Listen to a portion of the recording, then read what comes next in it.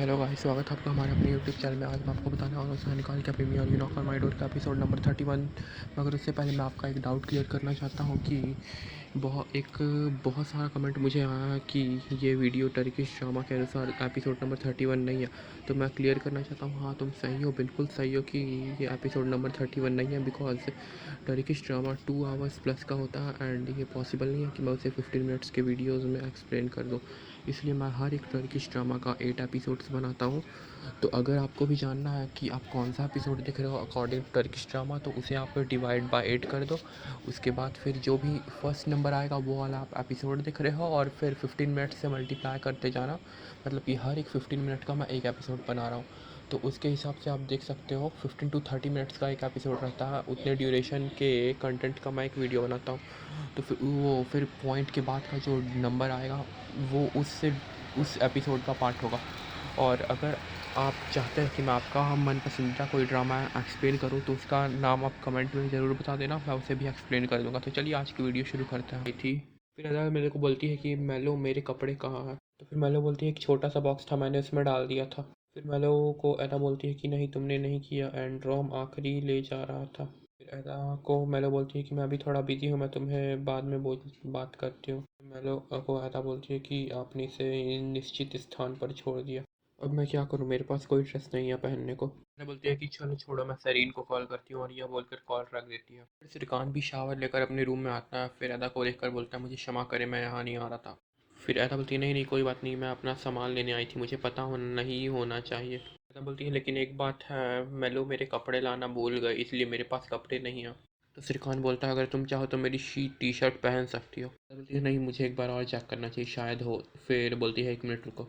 फिर श्रीकांत बोलता है मुझे लगता है कि आप अपने पसंद का कुछ भी नहीं पा सकते हैं, इसीलिए जो मैं बोल रहा हूँ वो कर लें। फिर आला बोलती है देखिए ऐसा है, मेरे पास कोई विकल्प नहीं बचा है, इसलिए मेरे पास एक भी पोशाक नहीं है। तो श्रीकांत बोलता है ठीक है, मैं तुम्हें अपनी एक टी शर्ट दूंगा।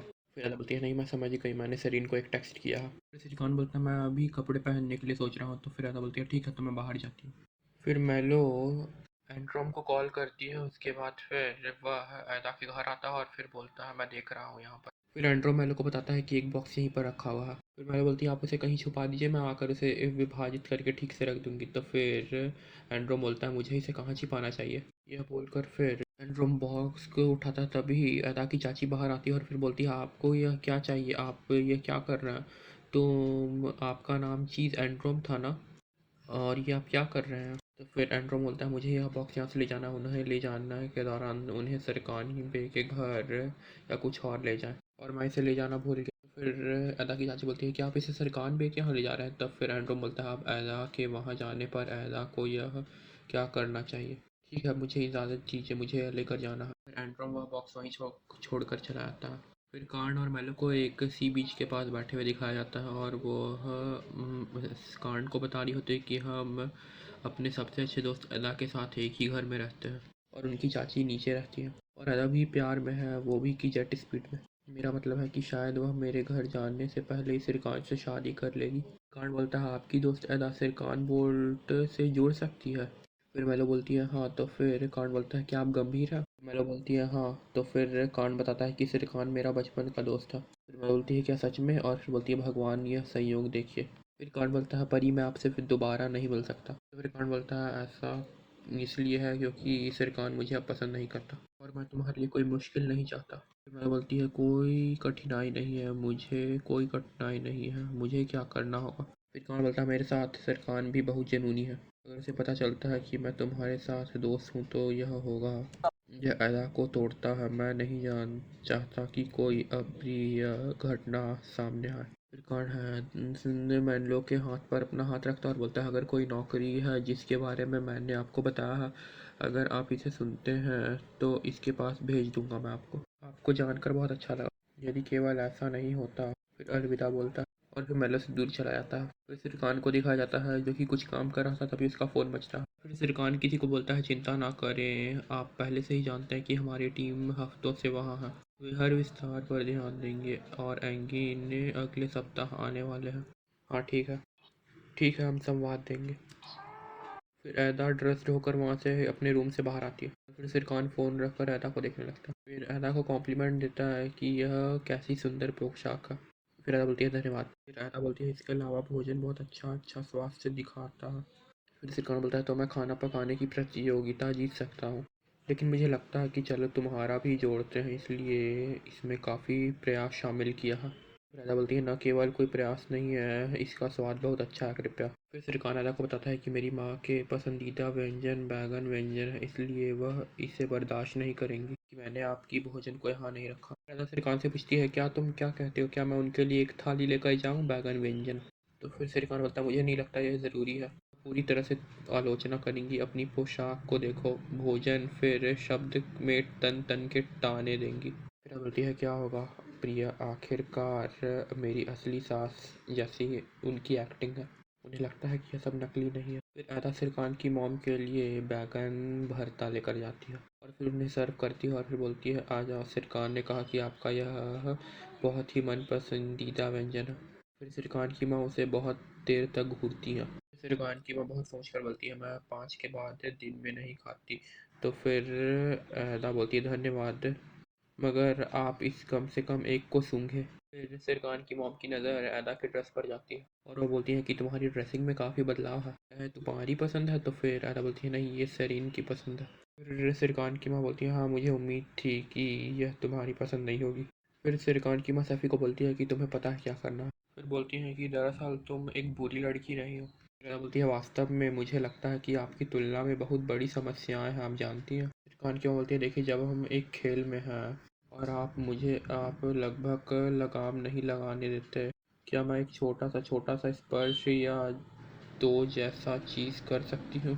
फिर सिरकान की माँ सैफ़ी के लाए हुए बॉक्स में से कुछ ब्रेसलेट्स निकाल कर अदा को पहनाती हैं। फिर अदा की ड्रेस पे एक ब्रॉच लगाती हैं, फिर बालों में क्लिप लगाती हैं और फिर बोलती है हाँ इसकी सुंदरता देखो, अब देखा तुमने, मैंने एक या दो स्पर्श में तुम्हारी पूरी सुंदरता बदल दी।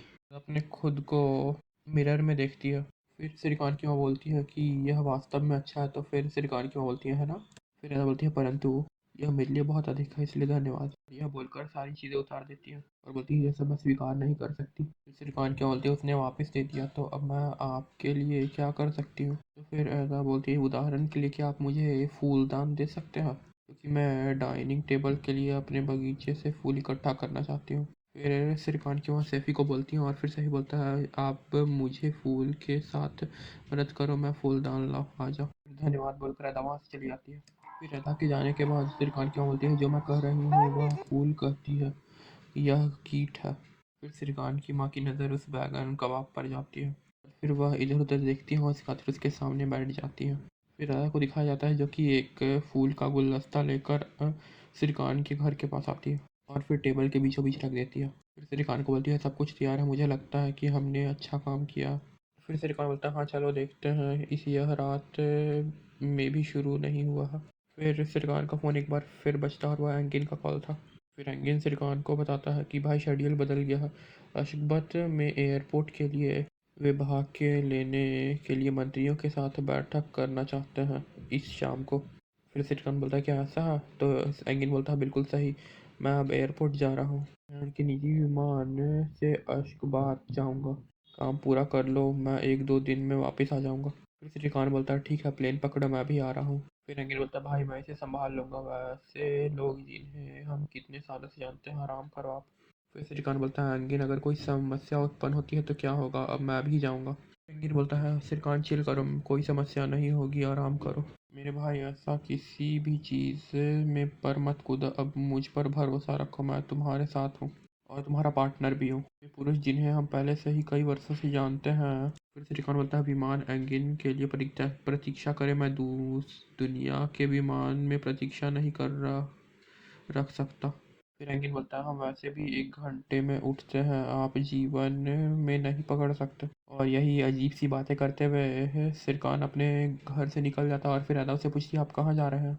सिरकान फ़ोन रख देता है और फिर अपने कमरे में चला जाता है। फिर सिरकान को एक बैग के साथ अपने पूल के पास दिखाया गया है जो कि अपनी कार से एयरपोर्ट जा रहा होता है। अदा पीछे से जाती है और सिरकान अपना बैग रख कर पीछे आता है और बोलता है वो शर्ट मैंने अपना फ़ोन छोड़ दिया। अदा आती है और बोलती है क्या आप इसके लिए देख रहे हैं। सिरकान बोलता है या तुम क्या कर रही हो। बेसिकली अदा उसका फ़ोन स्विमिंग पूल में पॉइंट की हुई थी। और फिर सिरकान बोलता बहुत ही हास्पद अदा, देखो मुझे वह फ़ोन चाहिए, ठीक है। मुझे नहीं पता है कि एंगेन हवाई अड्डे पर कहाँ है और मुझे पहले से ही देर हो चुकी है। फिर अदा बोलती है आप हैं, आप बिना सोचे समझने वाले एक आदमी हैं। अपनी भावनाओं को आधिकारिक तौर पर क्या किया है। इसके अलावा यह वह नहीं है जो इसके बारे में सोचते हैं। आप पूरी तरह से खुद हैं और बहुत ज़्यादा स्वार्थी हैं। क्या मैं यह सब कुछ आपने लिए कर रही हूँ? आप सच में एक रोबोट हैं। फिर सिरकान को उसका फ़ोन फेंक कर देती है और फिर सिरकान बोलता है कि आप यह क्या कर रही हैं? सिरकान बोलता है हम बाद में बात करेंगे इस बारे में। इसके अलावा पूल के पास न जाएं, आपको तैरना नहीं आता, शायद आप डूब जाएंगे। और फिर यह सुनकर अदा पानी में छलांग लगा देती है। सिरकान भी उसे देखकर बोलता है ओह ये लड़की नहीं मानेगी, और फिर वह भी पानी में छलांग लगाता है अदा को बचाने के लिए। और फिर वो उसे अदा को पकड़कर बोलता है तुम ये क्या कर रही हो, क्या आप खुद को मारना चाहती हैं? यह सुनकर अदा हंसती है और फिर सिरकान को बोलता है क्या यह मज़ेदार है? तो फिर अदा बोलती है हाँ बहुत मज़ेदार। फिर अदा बोलती है आपको क्या लगता है कि अगर मैं तैरना नहीं जानती तो मैं खुद को बचाने के लिए खुद को पूल में फेंक दूंगी? सिरकान बोलता है यानी कि आप तैरना जानते हैं? तो फिर अदा बोलती है हाँ मुझे पता है। तो फिर सिरकान बोलता है तो तुम डूबने वाली नहीं थी? तो फिर अदा बोलती है हाँ बेशक मैं नहीं डूबने वाली थी, और मुझे अब देर हो गई है। सिरकान पूछता है तो फिर अदा बोलती है हाँ बिल्कुल।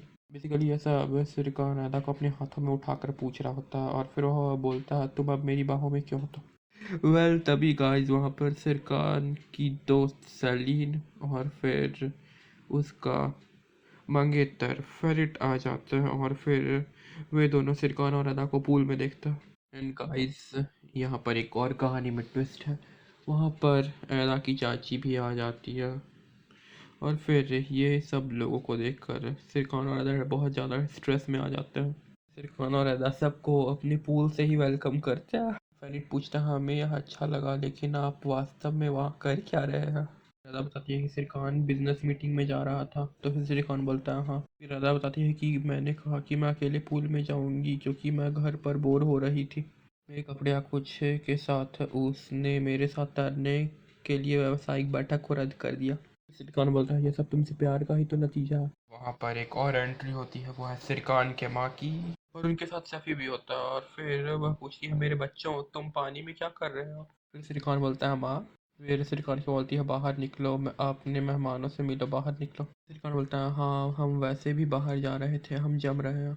सिरकान सैफ़ी से 2 तौली मांगता है तो फिर तो सैफ़ी हंसने लगता है और फिर एदा की चाची और सलीन फेरिट सिरकान के घर की तरफ जाता है। फिर सलीन एदा से पूछती है तुमने यह पोशाक बदली क्यों नहीं? तो फिर एदा बोलती है यह सिरकान की पसंदीदा पोशाक है इसलिए मैं इसे फिर से पहना है। रात हो जाती है और फिर सब कोई डिनर कर रहे होते हैं, एदा की चाची और फिर सिरकान की माँ और फेरिट, सलीन, एदा और सिरकान।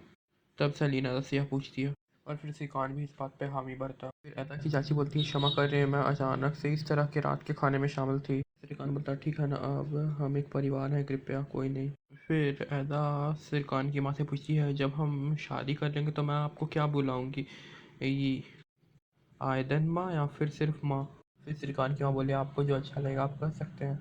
फिर अदा पूछती है जानी जो मैं चाहूँगी वो खा सकती हूँ? फेरिट बोलता है टेबल बहुत सुरुचिपूर्ण है, भोजन भी बहुत अच्छा है, बहुत अच्छी तरह से सब चीज़ इस अरेंज किया गया है। फिर सलीम भी हामी भर कर बताती है कि हाँ सचमुच खाना बहुत अच्छा है, यह प्रमुख बहुत अच्छा भोजन है। सब कोई खाना खाते हैं और फिर सलीन चुपके से सिरकान के कमरे में आती है देखने के लिए, और उसे यह बात याद आती है कि सिरकान ने उसे कहा था कि मैं एक साथ किसी के साथ अपने कमरे में नहीं रह सकता। और फिर वह अदा की भी सारी चीज़ें सिरकान के कमरे में देखती है। वह सिरकान का कमरे की हर जगह चेक करती है, उसे सिरकान की सारी पुरानी बातें याद आती रहती हैं। फिर वह फिर से डाइनिंग टेबल के पास आती है और फिर अदा भी वहाँ से बाहर से चलते हुए आती है। फिर फेरिट का फ़ोन बजता है और फिर वह उठकर चला जाता है। फिर सलीन भी टेबल पर आकर बैठ जाती है और फिर बोलती है कि सिरकान ने हमने फेरिट को एक सलाहकार के रूप में नियुक्त किया अपनी कंपनी में। फिर सिरकान बोलता है मेरी जानकारी के बिना और मेरी सहमति के बिना? फिर सलीन बोलती है कि मेरे पास तुम्हारे पिता और मेरे पिता के हस्ताक्षर हैं। फिर सिरकान कुछ देर सोचता है, उसके बाद बोलता है कि मेरे पिता ने इस पर हस्ताक्षर किए और आपके पिता ने भी हस्ताक्षर कर दिए हैं, तो मेरे हस्ताक्षर या अनुमोदन का बहुत आवश्यक नहीं है। फिर सलीन बोलती है प्रत्यापा के रूप से मेरे पास भी अनुबंध है, यदि आप हस्ताक्षर कर देंगे तो मुझे बहुत खुशी होगी। फिर कलम लाने के लिए सिरकान के टेबल पे जाती है, जहाँ पर कि ऐदा अपने अनुबंध के पेपर्स रख देती है सिरकान के देखने के लिए। एंड जब सलीन पेन लेने जाती है तो उसे वह पेपर दिख जाता है, और फिर ऐदा को यह याद आता है, तो फिर ऐदा भी इसके पीछे जाती है और फिर सलीन वह पेपर वहीं पर पढ़ने लगती है, और फिर ऐदा उससे आकर वह पेपर छीनने की कोशिश करती है तो आधा फट जाता है। फिर सलीन वह आधा पेपर बाहर लेकर आती है और फिर बोलती है, तुमने ऐदा से सगाई एक अनुबंध के रूप में की है ना। मेरे गाइस, आज का एपिसोड यहीं पर ख़त्म होता है, और हम अगले एपिसोड में जानेंगे कि अब सिरकान और अदा क्या करेंगे। अब कौन सा नया बहाना बनाएंगे, क्योंकि अब सलीन को भी पता चल चुका है कि यह अनुबंध एक नकली अनुबंध था। तो आगे की स्टोरी जानने के लिए देखते रहिए सैनिकाल कैफे में और you knock on my door. तब तक के लिए बाय बाय गाइस, और चैनल को सब्सक्राइब करना बिल्कुल मत भूलना। और अगर कोई भी डाउट हो तो ज़रूर बताना कमेंट में, मैं उसे क्लियर करने की पूरी कोशिश करूँगा।